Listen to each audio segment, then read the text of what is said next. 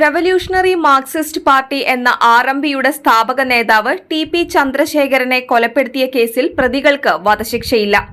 എന്നാൽ 6 പ്രതികളുടെ ശിക്ഷ ഹൈക്കോടതി ഇരട്ട ജീവപര്യന്തമാക്കി ഉയർത്തി. നേരത്തെ ജീവപര്യന്തം ശിക്ഷ വിധിക്കപ്പെട്ട 1 മുതൽ 5 വരെയുള്ള പ്രതികളുടെയും 7ാം പ്രതിയുടെയും ശിക്ഷയാണ് ഹൈക്കോടതി ഇരട്ട ജീവപര്യന്തമാക്കി ഉയർത്തിയത്. 2044 വരെ അഥവാ 20 വർഷം ഈ പ്രതികൾക്ക് ശിക്ഷയിൽ ഇളവ് നൽകരുതെന്നും കോടതി വ്യക്തമാക്കിയിട്ടുണ്ട്.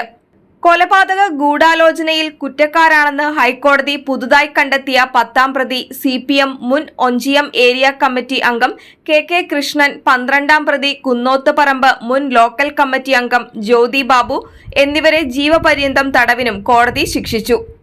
Justice AK Jayasankaran Nambiar, justice Kauser Edappagath എന്നിവരടങ്ങിയ ബെഞ്ചിന്റേതാണ് വിധി.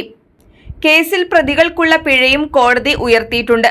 ഓരോ പ്രതികളും 1 ലക്ഷം രൂപ വീതം പിഴ അടയ്ക്കണം. ടി.പിയുടെ ഭാര്യ KK രമയ്ക്ക് 7.5 ലക്ഷം രൂപയും മകന് 5 ലക്ഷം രൂപയും നഷ്ടപരിഹാരം നൽകണമെന്നും കോടതി വിധിച്ചു. കേസിൽ പ്രതികൾക്ക് വധശിക്ഷ നൽകണമെന്നായിരുന്നു പ്രോസിക്യൂഷന്റെ ആവശ്യം.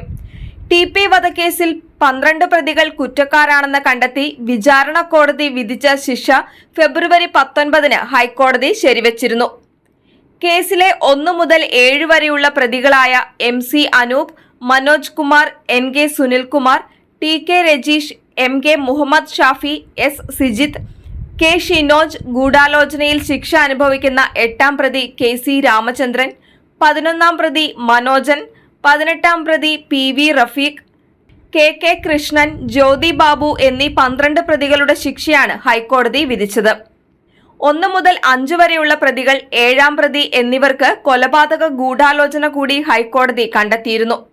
ടി.പി. ചന്ദ്രശേഖരന്റെ കൊലപാതകം ജനാധിപത്യത്തിനും നിയമവാഴ്ചയ്ക്കും നേരെയുണ്ടായ ആക്രമണമെന്നാണ് പ്രതികളുടെ ശിക്ഷ ഉയർത്തുന്നതുമായി ബന്ധപ്പെട്ട വാദത്തിനിടെ ഹൈക്കോടതി വ്യക്തമാക്കിയിരുന്നത്. വിയോജിപ്പിനുള്ള അവകാശത്തിന് നേരെയുള്ള കടന്നാക്രമണമാണിത്. രാഷ്ട്രീയ കൊലപാതകങ്ങളെ നിസ്സാരമായി കാണാനാകില്ലെന്നും ഇത്തരം കേസിലെ പ്രതികൾക്ക് പരമാവധി ശിക്ഷ നൽകിയ കൊലപാതകങ്ങൾ അവസാനിപ്പിക്കണമെന്നും ഹൈക്കോടതി വ്യക്തമാക്കി. ജയിലിൽ വെച്ച് അടിയുണ്ടാക്കിയ ആളുകൾക്ക് എങ്ങനെ മാറ്റമുണ്ടാകുമെന്നും കോടതി ചോദിച്ചു. അതേസമയം രാഷ്ട്രീയ കൊലപാതകങ്ങൾ കേരളത്തിൽ അസാധാരണമല്ലെന്നാണ് പ്രതിഭാഗം കോടതിയെ അറിയിച്ചത്. തനിക്ക് ഭീഷണിയില്ലാതിരിക്കാനുള്ള വിധി വേണമെന്നായിരുന്നു MLA കൂടിയായ KK രമയുടെ ആവശ്യം. എന്തായാലും രാഷ്ട്രീയ വൈരാഗ്യത്തിന്റെ പേരിൽ ശത്രുക്കളെ ഉന്മൂലനം ചെയ്യുന്ന പാർട്ടികൾക്കും ക്രിമിനലുകൾക്കുമുള്ള ശക്തമായ താക്കീതാണ് ടി.പി കേസിലെ ഹൈക്കോടതി വിധി.